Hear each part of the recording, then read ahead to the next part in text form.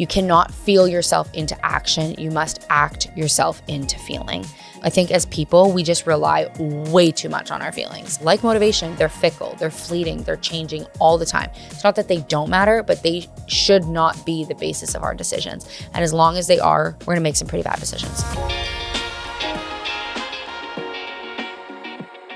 Welcome back to the podcast. I cannot believe it is episode number 6. Time is flying by.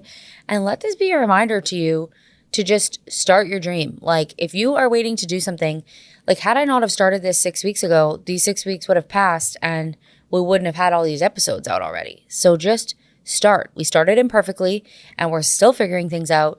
And I just can't believe it's already been 6 weeks. Thank you so much for listening.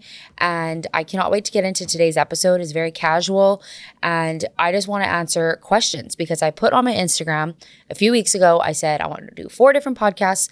I want to do one on my pregnancy, one on my birth, one on Hyrox, and one on a Q&A. Which one do you want to see first? And 40% answered Q&A, and then the other 60% was split between the other 3. So this was definitely the majority. So ask and you shall receive. Today, I'm just going to do a fun Q&A. We're going to cover topics on health, on fitness, on motherhood, on faith, on weight loss, on all the things. Basically, this podcast always comes down to faith, family, fitness, everything we talk about here, and getting unstuck in those areas. So yeah, get yourself a little drinky poo. Let's hang out. Today, I am not drinking my Sleepy Girl mocktail because I've been out of tart cherry juice for a few weeks now. I know what's happening. But if you are watching, you can see how pretty and beautiful this is.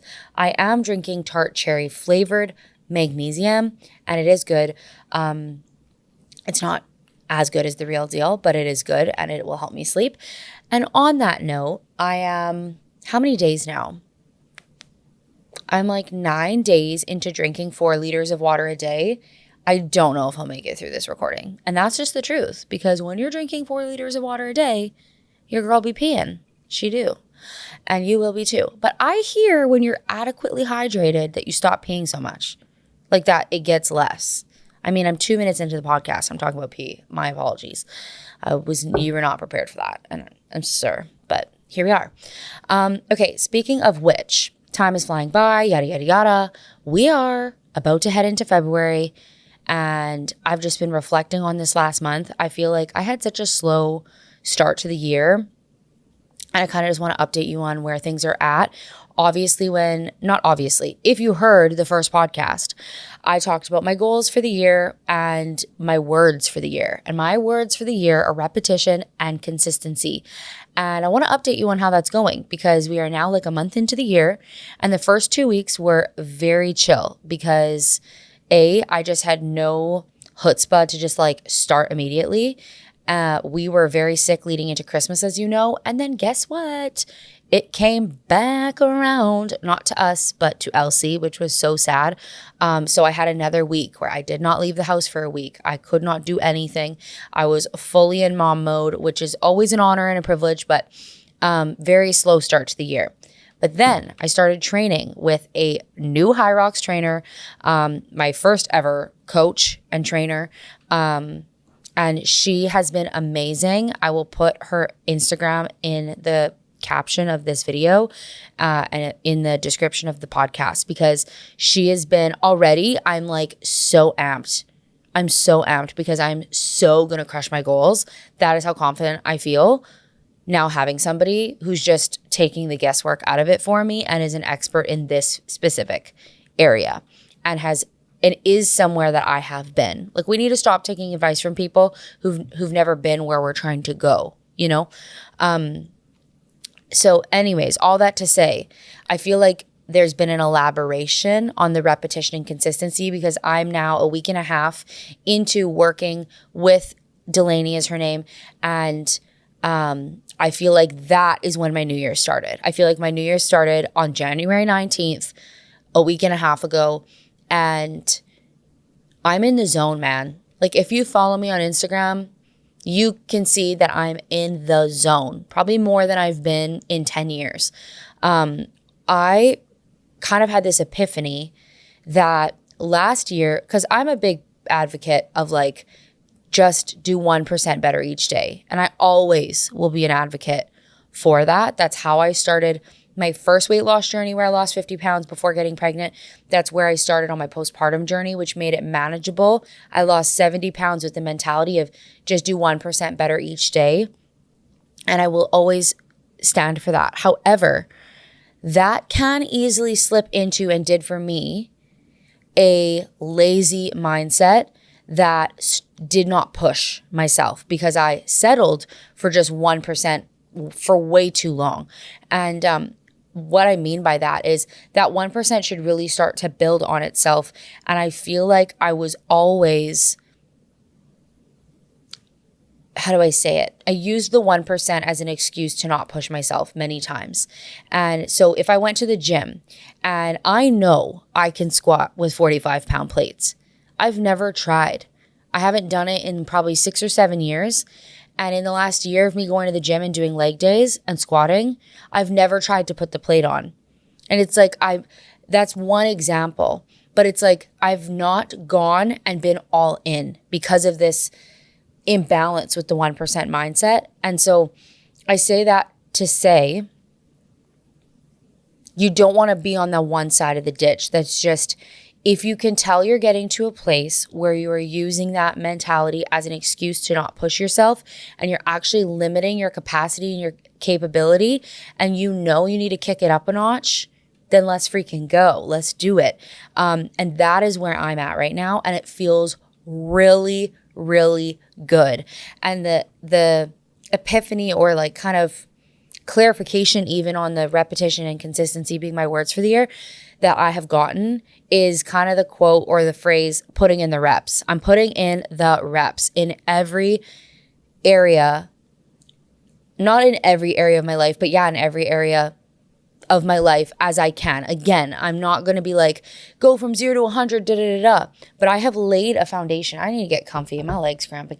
I have laid a foundation for the last year of, easing in. And, when I started my working out, it was with walking. Let me pull the mic down so my mouth is showing. Paul's like, you always start sitting tall and then you end slouching, and that's why your face is covered. So I will work on that. Hopefully this is fine. But anyways, what was I even saying? Remind me. Holy Spirit, activate. I don't even remember. But we're putting in the reps in all the areas. We're not going to go all out and from 0 to 100, because that's just setting yourself up for failure. But I have laid the foundation that I need to lay, and now it's time to go. Now I'm at this place where I want to see what I am capable of as a person. I don't want to stay in the zone of, okay, I'm just going to do the bare minimum while making progress still. That is how I would explain last year. And that was the appropriate place for me to be as a 1-year postpartum mom. I'm now I'm past the point of being 1 year postpartum. I'm 15 months postpartum or something like that. And I'm ready to now maximize my efforts. I was minimizing my efforts, so I'm going to make progress while doing the least amount of work, and I'm okay with the bare minimum amount of progress, to now being like, if I'm going to do the work, I want to maximize my efforts so I see the biggest yield on my investment in myself. And so that is the zone I'm in, and I'm amped up. And I want to remind you to not compare your day 1 or your chapter 1 to someone's chapter 4 or 5. I'm in chapter 4 or 5. If you're just starting your journey, I'm a year and some into this postpartum. So don't compare where I'm at now and be like, I have to be at that spot. No. There is still a beginning, that I had a chapter 1, and you can go back and see that. And I'm always happy to speak to that. And I will always speak to that. But I feel so excited. Every night I show you guys on my Instagram stories, I do it's a collage. It's 3 narrow bars, horizontal. And at the top, I'll always put if I hit my workout or my rest day of the day, because now I have a coach, like I said, Delaney, who's programming me. So she's putting in all my workouts and all my rest days. So did I adhere to that? Did I hit my 10,000 steps? Will always be the middle photo. And then did I hit my 4 liters of water is the bottom photo.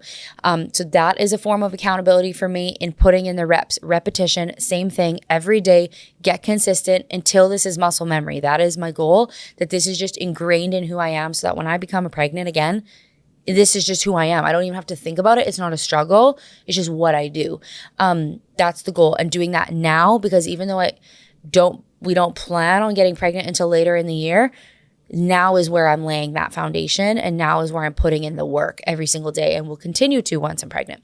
So that's what I show you guys in my stories. And then I'm also doing the weekly weigh-in weight loss wrapped of the week, sharing if I hit my goals for the week and weighing in with you guys as an extra form of accountability with you for me as I lose my last 30 pounds. So far the year is going great. If the year is not going great for you and you feel like behind, first of all, don't panic. You do not need to You should not throw away the rest of the year. What a waste that would be because you didn't have the January you hoped. Because maybe you didn't even get around to writing your goals down. I haven't written all my goals down for the year yet. I still need to do that. I still haven't made my vision board, which is a shocker because I usually have that done within the first few days of the month. It's been a crazy month. And right now my priority is putting my head down and doing the work and getting these daily habits in check because they're so important and I don't want to waste any time. All of that to say, it's a new month. It's a new day. His mercies are new every morning. If you have things you want to do this year, I want to challenge you this week. I'm giving you homework to write down one thing that you want to accomplish this year that you have not actually given any thought to quite yet. And you feel this desire to do it, but you feel this pressure because you haven't really thought about it or planned it. And I want you to take half an hour to yourself, put your phone on Do Not Disturb, and start to plan out start to plan out that area or that thing that's on your heart to do and come up with a little bit of a game plan to get started. Because trust me, if you don't set that time aside, it just won't happen. Life is busy. I know so many of you who listen to this podcast are moms, are working, are students, maybe all three of those things. Like, it's crazy and life just gets busier and more crazy as you go. So that's a little recap on how the year is going. And I'm like so amped up. So let's get into some of these questions. I need to get a pulse here on my time. So, excuse me. I have so many questions. I'm going to start with some rapid fire ones because the ones that'll take me a little bit longer to answer, I might just get stuck on one for the whole thing and then I'd be like, oh, shoot. Okay, so let's just keep these glasses on. How long after Elsie did you start committing to your weight loss journey? 2 months. I had her at the end of October and I started at the beginning of January. So all of November, all of December, I was just doing me, eating so many energy bites that I think I actually gained like 15 pounds. But they were delicious, no regrets. The first few months of motherhood are a absolute whirlwind. And I started 2 months after. And what I have to say about that is I didn't start my weight loss journey with a 5-day-a-week workout program, a diet, 4 liters of water a day, 10,000 steps a day, sleeping X amount of hours a night. I didn't start with any of that. I started so small. I started with eating whole foods because I was breastfeeding, and I just know that obviously to nourish your body in general, a great way to start is whole foods. Kind of detox your body from craving and needing all the processed stuff and the sugar, especially coming out of Christmas for me. That's how I felt. And so I focused on eating whole foods and I ate in this rhythm. I had a high protein breakfast first thing in the morning. Generally speaking, it was chia seed pudding or a cottage cheese egg bake. Then I would have a snack in the morning, usually fruit in the middle of the morning. Then for lunch, I would always have a salad with a ton of protein. If I had carbs, they would be with my lunch. So I'd put quinoa in the salad, rice in the salad, sweet potatoes in the salad, but I would always have a salad for lunch. And I'm not talking about like a boring salad. Have you seen my salads on Instagram? Those aren't boring. They're delicious. Salads are not boring. When you think of boring diet food, it's probably because you're imagining just like, I don't know, what we used to eat like 10 years ago. When you look at diet food, you're like, bleh. Plus, this isn't diet food. It was literally, it's funny how in society today, when you start eating healthy, people think you're dieting. You're like, can a girl not just eat healthy? Please. Anyways. And then in the afternoon, if I needed a snack, it would be veggies with hummus usually, or nuts. And then for dinner, I would eat where my plate was 50% protein and the other part of my plate was 50% vegetables. And that was kind of just a rule of thumb that I live by in the evening. Every evening, I made my favorite snack, which is a tablespoon of peanut butter, a tablespoon of honey. Like, this is not a calorie conscious snack. This is not a low. This has got like a good amount of healthy fat, a good amount of carbs, a good amount of sugar, okay? But it is whole food. So a tablespoon of peanut butter, natural peanut butter, a tablespoon of honey, and some oats and vanilla extract. And I would just stir it up and some sea salt. And I would make like a deconstructed energy bite and drink a decaf iced latte. I made that every single day. That's what I ate. For the first few months, I lost 30 pounds. And that was when I started, was 2 months postpartum, and I was breastfeeding at the time. And so anyways, that answers that question. This is supposed to be my quick answers. I have work to do. Is your social media your full-time job, or do you have a gig on the side of this? This is a more recent life update. Prior to getting pregnant, I was working part-time as a content creator, and I was working actually as a director of marketing and communications for a nonprofit Christian organization and television network. And I loved that. I ran a team of people, basically a marketing team. And I've always loved creative vision, marketing. Like, I've just always been in that realm. Well, not always, but for the last several years. And I've always loved being in any kind of management role.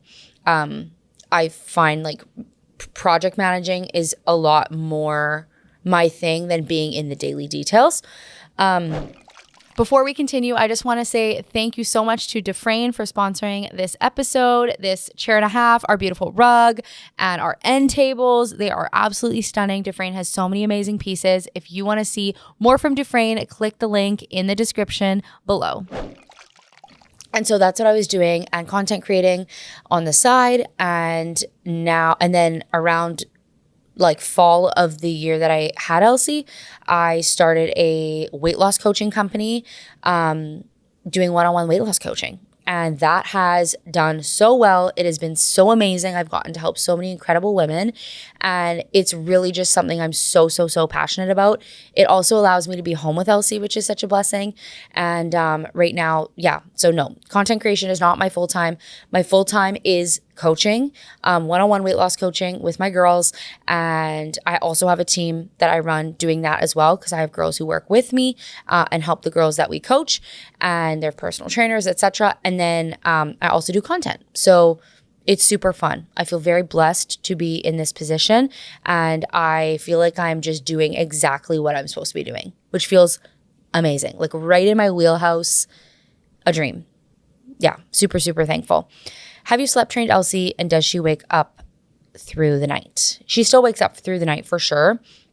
Literally, as we speak, she's sleeping in our bed. We couldn't get her to sleep in her crib for the night. And some nights she just doesn't fall asleep in her crib, and we end up bringing her into our bed.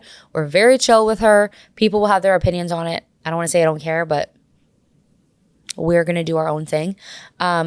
We love having her in our bed. We also love when we have our alone time. And so, yeah, it's been pretty chill. We didn't actually sleep train her. What I ended up doing was, because I didn't want to do the cry it out method. I couldn't handle it.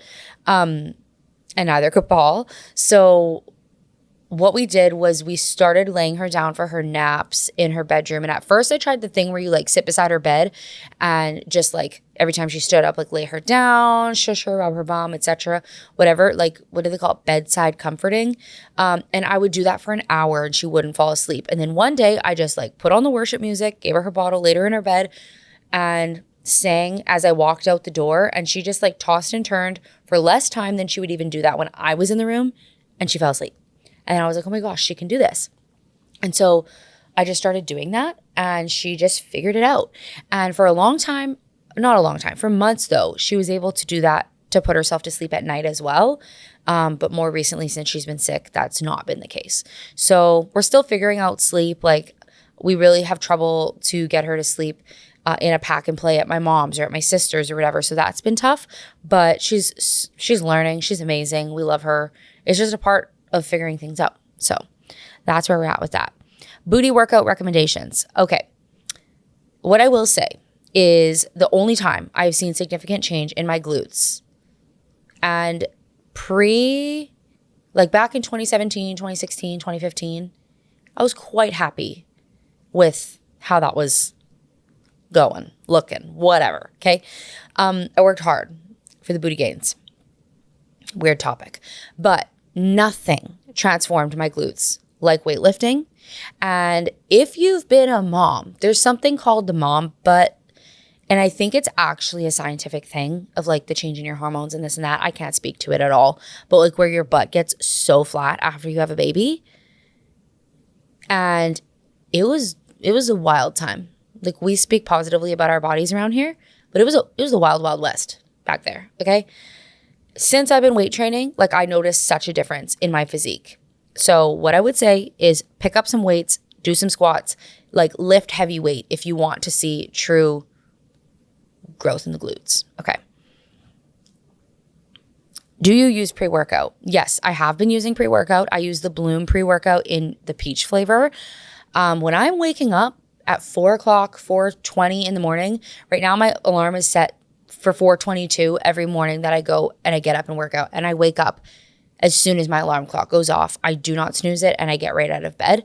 So only way I can function when I get up. If I snooze it, I will be so groggy and it'll be ruined. Like, it's just no good.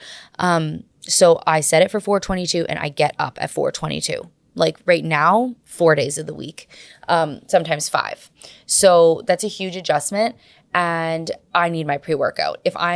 When I was just walking or I was just weight training, I could get away with drinking a coffee and having my piece of toast. And now before I work out, I'm drinking my pre-workout. I'm eating, I'm fueling up. I'm carbing up first thing in the morning.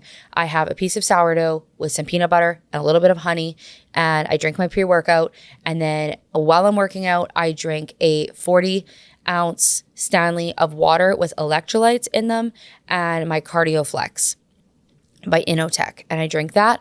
And then often too, I will have another water bottle prepared. There is lots of preparation that goes into my morning for my drive home that has a clear protein in it. So I'm getting 20 grams of protein on my way home and more water, which honestly, I basically get 2 liters of water by the time I'm done my morning routine, which is incredible because my goal is 4 liters and it puts like such a huge dent in my goal for the day. So if you need any pro tips, that would be those. Another question is, where do you shop for clothes? Everything looks so cute and comfy. Thank you so much. I have found my style a little bit more since losing the 70 pounds. It's really hard to dress yourself when you've gained a bunch of weight, as many of you may know. But one tip I will give you is, if you've gained a bunch of weight and you're uncomfortable in your clothes, go buy yourself clothes that actually fit you. Nothing is worse than trying to shove yourself into your old clothes. Nothing will hit your confidence worse. You will not want to leave the house. You will not want to get dressed. You will not feel good. So go get yourself some clothes that fit and make yourself a goal to feel better. But you deserve to feel your best, and it's okay. You're going to be like, well, you've been wasting my money. It doesn't matter. Honestly, you can make more money. Like, Paul was so good about that. He's like, babe, we can make more money. You need to feel good. And you're not going to be at your goal. Like, you're going to be working towards it, and you might still not feel good for a few months. I'm not letting you feel like garbage for the next 3 months, shoving yourself into pants that don't fit you and you're physically uncomfortable. That was the best. I so appreciated that. He's such a green flag, especially with all this health stuff. So that is a big advice that I have. But that wasn't even the question. The question was, where do I get my clothes? H&M, Aerie, Old Navy. Those are the main things. This shirt is from Vici Dolls. Our Vici collection, Vici, V-I-C-I. I'm obsessed. I love it. New brand that I got an order from. But typically, honestly, almost all of my clothes are from H&M. That's the truth. How have you always been a Christian is the next question. Yes, I grew up in a Christian home. My parents both worked in ministry my whole life. And I was always a Christian. And then in grade 9, I'll tell my whole testimony another day. But in grade 9, I feel like I really dedicated my life to Jesus, and I had an encounter with the Lord and got really, quote, in Christianese, on fire for God, and got baptized in the Holy Spirit, started praying in tongues, like reading the word. I would be up like till 1 or 2 in the morning every night reading the Bible, like hungry to know the Lord in a new way. And obviously, like any relationship, there's ebbs and flows with how you feel, right? Like in the beginning of that season of my life and like really dedicating my life to the Lord, there was the like almost like honeymoon phase with it where it was like very feelings driven. And since then it's been a discipline, and getting to know the Lord is a choice you make every single day, and you have to make time and you have to make an effort for it. And learning how that changes through different seasons in life is huge too, because it looks way different for me now than it did before being a mom. And before being a mom, I made so many excuses of not having time. And now I'm like, holy cow, I had all the time in the world. And my time is not necessarily like my quiet time with God, just me and him.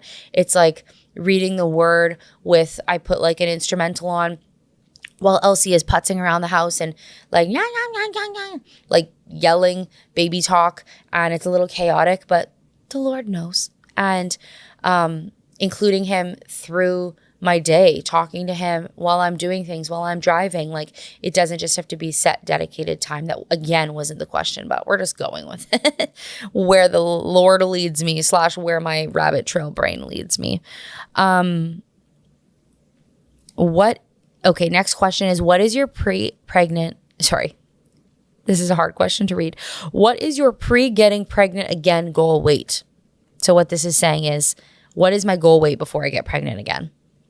I'm not fixated on a number, although it'd be super cool to be like, I lost 100 pounds. But if it's going with the 100-pound weight loss goal, then that's 169. I know on my body with muscle, 169, I'm going to be pretty darn close to my dream physique. When I was younger, it was in my brain like 120, like that was the number. And it gets so stupid. Why are we so dumb sometimes? Like, the way that I thought,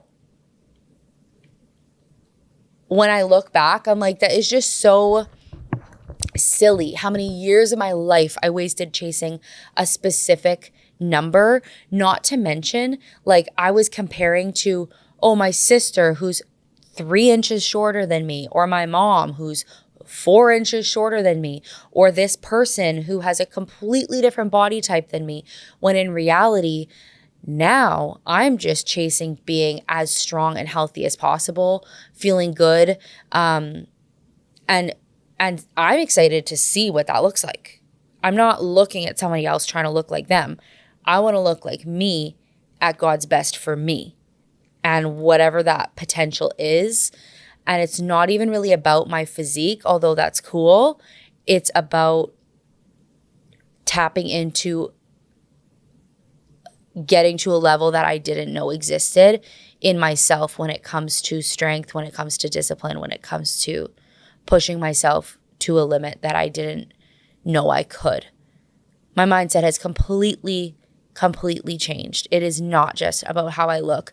It is one factor of other more important factors, to be honest. But 169 is the answer to that question.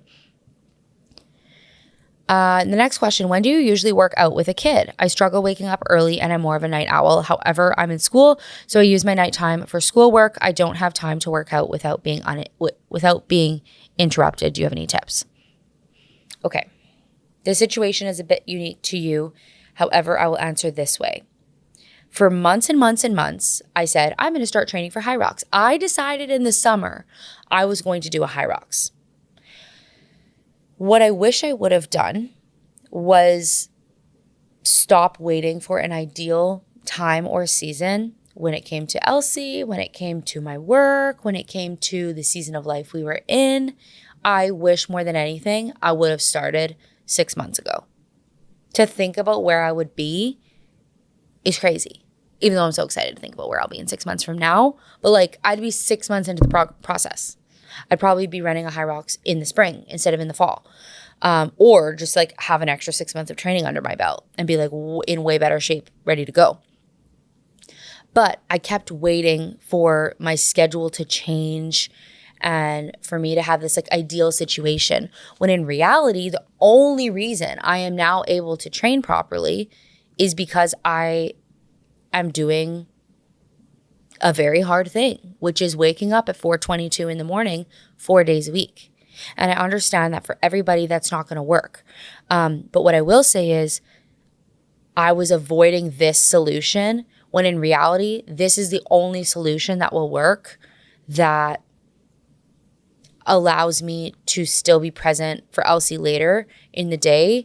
I'm not taking away anything from Paul by doing this. I'm not taking away anything from Elsie. I'm really just taking something away from me, which is sleep. And what I'm gaining is like way beyond and way better than that extra 2 hours of sleep. And obviously I need to start going to bed earlier and this and that. But what I'll say to answer your question is my advice would be to get up earlier and get a small workout in. It can literally be 15 minutes, 20 minutes. I know it sounds like a lot, but trust me, you can do it. And I don't say that to be hard on you. I say that to say I am a notorious night owl. 1 to 2 a.m. every night for 10 years, okay? Me and Paul in 2022, when I gained the 50 pounds, we were working for ourselves and we would be up until 1 or 2 in the morning and he'd be making fresh fettuccine Alfredo, hence the 50-pound weight gain, at like 1, 2 in the morning, and we would be watching TV and puzzling, and then we would sleep in, and we worked the whole next day. We'd wake up at 10 o'clock and we would work until like 8 or 9 p.m. We worked a lot, but our schedule was wackadoodle town, okay? And that is the way I've always been wired. But when I tell you, like I feel like I'm a cuckoo bird right now because I'm like, my eyes are wide and I'm being crazy. But when I tell you, my mornings are the highlight of my day. I love my mornings. I look forward to them. I do not even dread it anymore because I've made the process so enjoyable for myself. So my advice would be this: either get up earlier and just start with a small commitment and do not negotiate yourself out of that decision. So that was the one thing that helped me get up earlier. I said, I'm not going to negotiate with myself. I've made this decision. I will be resolved in my decision and I will not be making excuses and not doing this. So that's one thing I would say. Or two, be okay with being interrupted through your workouts at another point in the day. I follow so many moms who work out with their kids pulling on their pants and getting in their way, and they just make it work, and it's chaotic and it's crazy. But look at the example you'd be setting for your kids. Look at what they'd be seeing you do. You'd be so proud of yourself for doing something hard and inconvenient. But those are two different options that you could take. And yeah, like honestly, my new morning routine has changed. I don't want to be dramatic and say my life, but I think by the end of the year, I will be able to say, or even in a few months from now, that waking up at this time and getting these things done has changed my life. Because I did it through December. I took a few weeks off while we were all sick, and I'm back at it now. And I'm genuinely so much more sharp. I'm so much, like during the day, I'm so much more motivated. I am so much more organized. I feel like I've got wins under my belt. It has given me confidence in my momming, in my working, in my everything, and in my own abilities, and being like, you did something hard first thing in the morning, and I can't even tell you what that does. And the dopamine, my gosh, that you get from doing that, it's amazing. And I think that's why I said at the beginning, like, I don't want this year to be me doing the bare minimum to achieve bare minimum progress, because it feels so much better to be all in and see big results. And I don't mean big results in the sense of like, oh, I've lost 20 pounds in a week. I'm not talking about that. But I'm just saying I see progress already in my workouts. I see how much it's changed myself through the day and like how I approach things, and the excitement I feel towards life and the excitement I feel towards my goals is just next level, being all in and fully committed and not having this let me do the least bit so I can check it off a box. So I make a little bit of progress, but knowing like things are really going to change. It just makes me so excited for the potential and like what that's going to look like. Just got to do a little time check. Oh my gosh. Okay. I don't have a walking pad and I find it so boring to go down to the treadmill and do a long walk while my daughter is napping. Help me. Okay. I've tough love, and then I also have practical advice on how to make the treadmill more fun. Okay. I'm going to start with the practical advice. Just soften you up a little bit. You can make the treadmill more fun by putting on a show. I know it's still not going to be a walk in the park is a funny analogy because we're talking about walking. It's still not going to be like, rah, rah, rah, this is the best thing ever. Oh my gosh, it's like fun girls' night out on the town. Like, it's not going to be a party, but you get to watch a show. You're a mom, trust me. I know you want to watch a show because there's a list of shows I want to watch, but I don't get to. So put on a show. It doesn't mean you're not going to feel the walking. It doesn't mean you're not going to kind of be like dragging your heels a little bit, because it is still work. You're still working out. You are still exercising. Exercising is meant to challenge you. Exercising is meant to be like, we can't, how do I say this? I'm knocking things over. I'm a mess over here. Oh my gosh, if you're watching the video. You can't, okay, this is where the tough love's going to come in, okay? My advice is to watch a show, make yourself a beverage you enjoy, okay? Make it fun. Make yourself it to be something you look forward to. But my other tough love is that it's okay if it's boring. We don't let our children, like when I was a kid and I was bored, my mom would say, and I'd be like, Mom, I'm bored. My mom would say, Caitlin, then find something to do. Go be creative, do something fun, make something fun, or sit in your boredom. But like, it's not my job to make you not bored.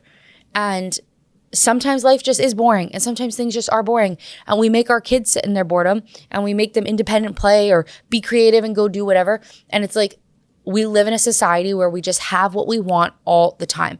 We have these dopamine hits all the time. Everything is right at our fingertips. You want Amazon Prime? Well, if you live in the States, I'm pretty sure you can get it that day. Here in Canada, we still have to wait 2 days, but more patient people. No, I'm just kidding.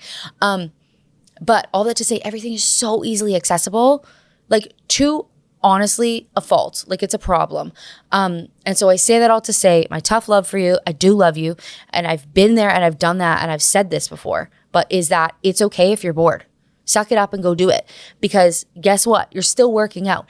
And trust me, when I think about what I'm doing now, I be hopping all over the place doing my workouts. I am doing knee kicks. Today I had to like basically jog at a 10% incline, doing intervals. My heart rate was at 171 beats per minute, like max capacity, okay? When I think about getting to go for my walk and watch a show, like that is not,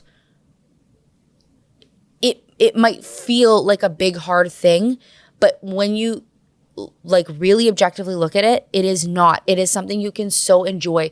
This can be your you time. This can be your mom time. This is your time where you can literally leave the mess in the kitchen, leave all of your to-dos to the side. You can disconnect. If you are a believer, you can listen to a podcast. You can spend time with God. You can listen to a message. You can read a book. You can read the Bible, whatever. Or if you just want this as time to refuel and recharge and watch your favorite show and watch the most recent episode of Survivor and make yourself a little pinkety drinkety like I have here, like just pausing the episode really quickly to say thank you so much to Nightglow for this beautiful Unstuck sign behind me. They were so awesome to work with. I wanted a custom sign with my actual font from my logo, and they were absolutely incredible. The sign got here so quickly. I know if you have any needs for neon signs, you will love working with them. You can click the link below to see their website. Make it fun. Make it something you look forward to, and don't expect to see results and it just be easy, because it won't. You have to put in the sacrifice. You have to put in the work, but I promise you it is so worth it and you'll feel so much better for it. So that is my tough love. It was pretty tough. I hope you're cool. I hope you're okay. But I'm just here to tell you the truth. What is the most challenging thing you've ever done? Okay, physically challenging thing. Back in 2019, I worked at Nike. I was the assistant manager of the Nike store here in the city, and I started taking spin classes. And again, I've been kind of on this pursuit to athleticism my whole life, being like, I never grew up fit, I never grew up healthy, I really want to be, but I've never really seen it through long enough to like actually achieve that. Anyways, I fell in love with spin, and I decided to challenge myself to doing 100 spin classes. Like hitting your 100 rides was like a big thing in the spin vibe community, whatever. And so I had decided, I was like 20 rides in or something, that I wanted to hit this 100 rides. And I don't remember all the timelines and the whatever, but I gave myself such a short timeline to do this because I was going on a trip to Germany and I wanted to hit my 100 rides before my trip to Germany. All that to say, for a month, for 3.5 weeks, I was doing spin classes 3 times a day, 6 days a week. I would get up. I had to be at work at 8. There was one spin class before work. So I would get up at 5 in the morning. I'd get to my first spin class at 6 until 7. I'd get ready. I went over to Nike because it was in the same parking lot. I would work from 8 until 5 p.m. And then there was a spin class at 6 p.m. I'd do the spin class from 6 till 7. And then there was a spin class at 8 p.m. And I would do the spin class from 8 till 9 p.m. And then I would go home. My whole day was spin and work, spin and work, spin and work. And it was so physically challenging. I was doing over 60 kilometers a day some days of cycling, and it was so fun and it was so crazy. But in my last few days, I think I did 10 or 12 spin classes in 2 days, 3 days. It was crazy. That is the hardest physical thing I've ever done in my life. And I bawled my eyes out when I walked out of that class and did my 100 rides. And my one friend, she came and did my 100th ride with me, which meant it was Heidi. She is amazing. She came and did my ride with me, and it meant so much to me because it just like carried me across the finish line. And my 2 other friends, Caitlin and Jenna, they came and surprised me with signs that said like, "Oh, Caitlin, da da da da," and I bawled my eyes out, and I was so proud of myself because I did it, and it was the first time in my life that I set a goal and I saw it through to the end, which was really, really cool. And I was just actually more proud of that I said I was going to do it and I did it. Because if you are somebody who, like me, has struggled with that, it like meant the world. Like I kind of believed in myself again, that when I say something, it's going to happen and I'm going to see it through, and it's not just going to be another empty promise. Okay, I'm trying to decide just how many more questions. I have so many more things that I could talk about. What do we want to talk about? Okay. What is your current morning routine? This is a big one, okay? You're going to see this consistently through my videos on both TikTok and Instagram. I'm starting a series like Healthy Mom Morning Routine, just showing you my mornings. I have done 6 workouts now, where I've done 6 workouts and I have vlogged all 6 mornings, like fully from the time I get up to like 9 in the morning or so. So what all of that looks like. And again, this is just to hold myself accountable to putting in the reps. And that's not just the reps at the gym. That's putting in the repetitions with my steps, with my habits, right down to skincare, taking my vitamins, drinking my water, nourishing my body with healthy food when I get home, doing my devotions, doing my, putting in the reps in all these areas, doing the same thing over and over and over again, embracing the boring and embracing the mundane and embracing being consistent. So my routine right now looks like this. My alarm goes off at 4:22 in the morning. This is for weekdays, okay? I get one weekday that is a rest day. And so that day I just sleep until 9 o'clock and I kind of wing my morning. Up until this point, I've not been a routine person. I need you to understand that. This is not coming from a type A personality. This is coming from a BCD. So 4:22, the alarm goes off. I have my pile of workout clothes that I've already selected in the bathroom with my Apple Watch, okay? My gym bag is already downstairs. I go into the bathroom. I'm painting you the picture. I go into the bathroom. I put on my Apple Watch. I get dressed because I'm about to film and you want me dressed. So I go downstairs, I set up my tripod. I typically go to the bathroom first. Oh no, sorry. Before I get dressed in the bathroom, I weigh myself. I go pee and then I weigh myself. You should always weigh yourself after going to the bathroom and always first thing in the morning, never after eating, never after drinking, because that actually really affects your weight. I can simply eat a meal and be 7 pounds up. And it's like, no, it's just like the food, the water, and then the water retention, whatever. Okay, so then I go downstairs and then I put my hair up. I get my hair ready for the workout. I do my skincare. I brush my teeth. That's my time in the bathroom. And then I go into the kitchen. I have been prepping the night before, okay? The night before, I have been prepping my pre-workout, and it's in the fridge already. I've been prepping my electrolytes with my Cardio Flex in my Stanley cup, which is in the fridge waiting for me. I've been pouring my 1 tablespoon of olive oil. So I drink this drink first thing in the morning. First thing down the hatch is this drink. It's 1 tablespoon of olive oil, 1 tablespoon of, it's called I-70, I believe. It's by Oliveda. It's a internal beauty elixir, okay? So it's like super good for your hair, skin, nails, all kinds of things. So I do that with the olive oil with a tablespoon of lemon juice, okay? I can't prep the 2 things from the fridge, which are the I-70 and the lemon juice, because if I mix it with the olive oil is going to harden in the fridge. So I just pour the olive oil the night before in the cup, and then I add those in the morning. Okay. Those are the things I prep in the fridge the night before. Am I forgetting anything from that? I don't think so. So I go into the kitchen. Those things are prepped. I make my toast. Is that all I do in the kitchen? I make my toast. I take my olive oil shot. I pack my bag. In my bag, I put my notebook, to which I have written out my entire workout the night before. Again, this is a night before prep thing. I write out my whole workout because these workouts are so different from anything I've ever done in my life. I don't know what half the words mean. I'm so out of my comfort zone, but I'm a student right now. I feel like a student. I feel so excited about what I'm doing. So I write everything down in my notebook so that when I get to the gym, I'm fully locked in. I know what I'm doing. It adds a level of confidence. I'm not wasting time. I don't have time to waste. I was working out before for about 45 minutes. My workouts now are between an hour and 20 minutes. And on Saturdays, they're an hour and a half. I have to be home typically by 6 a.m., 7 a.m. at the latest for Paul. Typically 6 a.m. so that he can go to the gym, which is why I'm getting up at 4:22. So now that my workouts are longer, I have zero time to waste. I need to get the filming alone. I try and make it very, very minimal time wastage. Like I just kind of move my tripod around and keep it recording almost the whole time so that I'm not wasting any time finicking with things.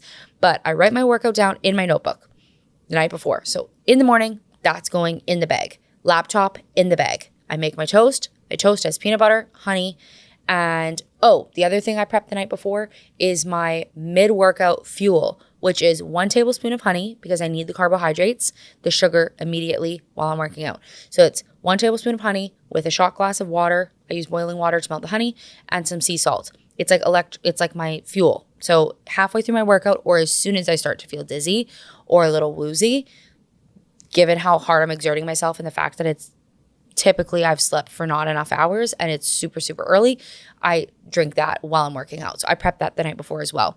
It used to take me about 30 to 35 minutes to get out the door. I can now get out the door in like 20 minutes, which is like actually doing all these things the night before has really helped me. Anyways, pack my bag with my notebook, with my laptop, with my tripod, with my little drinks and all my things, and out the door I go. I go to the gym. I've been working out once a week at the commercial gym when I'm doing a Hyrox style workout. And then the other days I'm working out at, don't really share because of privacy. I'm working out at a friend's gym. So anyways, I do that and I get my workout in. Then I go home. When I get home, right away, I make breakfast. I've been loving I try and have a really high protein breakfast. I also am supposed to be having 60 to 70 grams of carbs when I get home, which is like such a mind twist for me because I've always avoided carbs. I'm like the keto queen. So yeah, I have to get the carbs in and, protein. I need at least 20 grams of protein, 60 to 70 grams of carbs as soon as I get home, with 20 ounces of water and a scoop of electrolytes. So as soon as I get home, that's my priority. And then typically I am doing my devotions or anything that is immediate that I need to get to first thing in the morning before Elsie wakes up. From there, my morning's pretty flexible. I try and get my devos done. I try and get my emails done. I try and get some client work done before Elsie's up for the day, because I do work, and as much work as I can get done before she wakes up, I try and do. Otherwise, I do it during her naps. And that is my morning routine. And I've been loving it. When you are a mom who barely gets time alone, even just the drive to the gym with no one else in the car, amazing. So that has been my morning routine, and I've been loving it. Truly, truly loving it. Okay, I just have a few more minutes, so let's see if there's any other juicy questions I want to answer. You know what? I'm going to do a whole episode on my actual Hyrox journey. What is Hyrox? Why am I doing it? How am I accomplishing it? All these things. I'm going to ask my coach to come on for a segment of the podcast and really explain to you what I'm getting myself into, and just have her answer some of the questions that you have and that I had when I started my journey and decided to do it. But what I will answer now, because I have never answered it, and literally the other day, my brother-in-law and my own father were like, Caitlin, literally, what the heck is Hyrox? Like, you keep saying you're going to say what it is, and you keep not saying it. And to Paul's point, we were talking about this the other day. He's like, yeah, but babe, you've never done it. So you're sharing from like the perspective of somebody who like doesn't know what they're talking about because you've never experienced it yourself. So what I will say is you can look it up, and there's videos all over YouTube, Instagram, TikTok, whatever.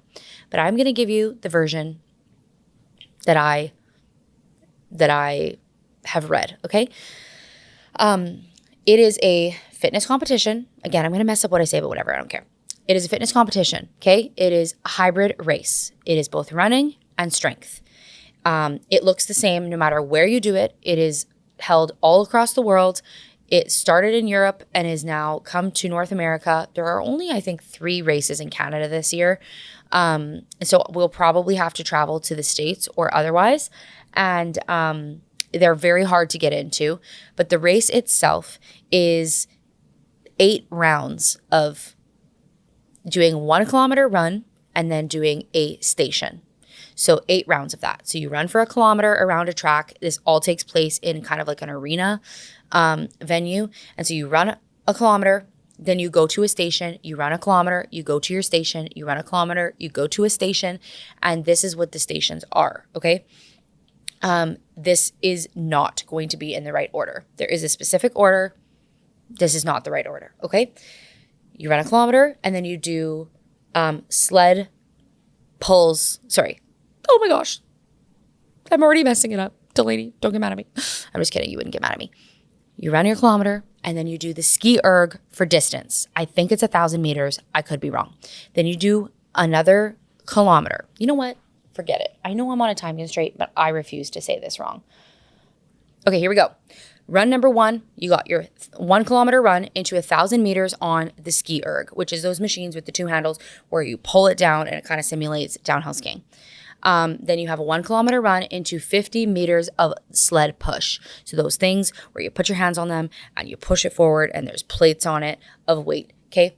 Then you do another 1 kilometer run into 50 meters of sled pulls. So there's a rope attached to the sled and you're pulling the rope, okay? Then 1 kilometer run and 80 meters of burpee broad jumps. This is why you've been seeing me doing burpees all of a sudden in my content. Then another kilometer run, 1,000 meters on the rower.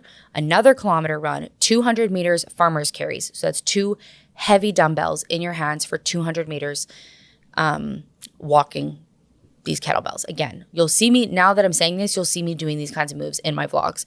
Then another kilometer run into 100 meters of walking sandbag lunges. So you have sandbag on your back and you're doing 100 meters of walking lunges with a sandbag on your back into another kilometer run and finishing with 100 wall balls. This says 75 to 100 wall balls.